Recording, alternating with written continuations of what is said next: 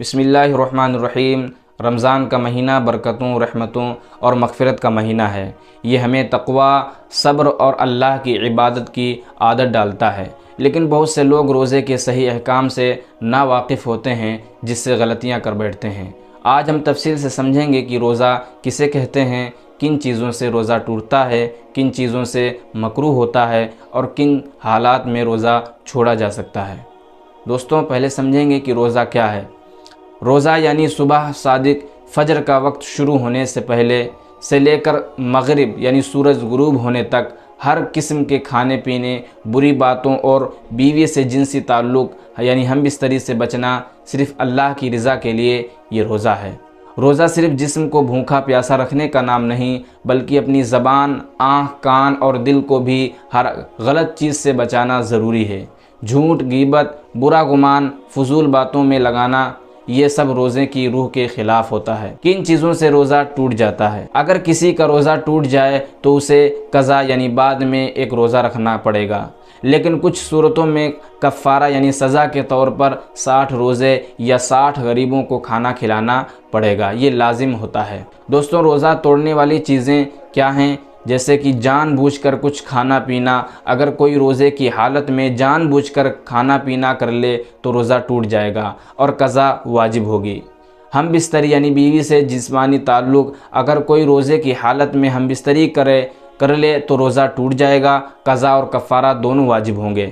دوستوں، جان بوجھ کر کے الٹی کرنا یعنی اگر منہ بھر کر الٹی کر دی تو روزہ ٹوٹ جائے گا اور قضا واجب ہوگی۔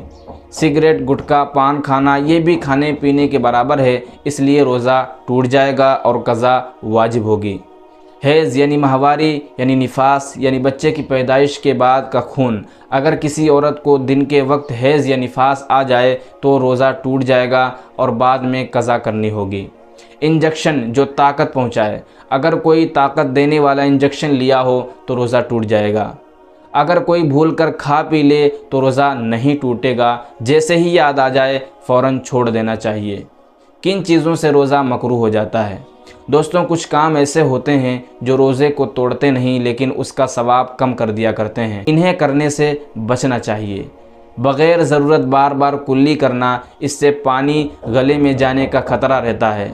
تھوک جمع کر کے نگلنا، یہ عادت بری ہے، روزے کی پاکیزگی کی نقصان پہنچاتی ہے۔ جھوٹ بولنا، غیبت کرنا، گالی دینا، یہ سب گناہ ہیں اور روزے کا ثواب ختم کر دیتے ہیں۔ ضرورت سے زیادہ سونا، رمضان صرف سونے کے لیے نہیں بلکہ عبادت اور تلاوت کے لیے ہے۔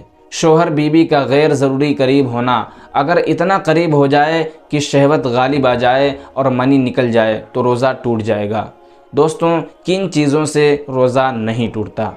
دوستوں، کچھ چیزیں ایسی ہوتی ہیں جنہیں کرنے سے روزہ نہیں ٹوٹتا، جیسے خوشبو لگانا، عطر لگانا، ٹھنڈے پانی سے غسل کرنا، بنا ذائقے والا مسواک یا ٹوتھ پیسٹ استعمال کرنا، انجیکشن لگوانا اگر طاقت بڑھانے والا نہ ہو، اس میں بھی کچھ مسائل ہیں، آنکھوں میں سرما لگانا۔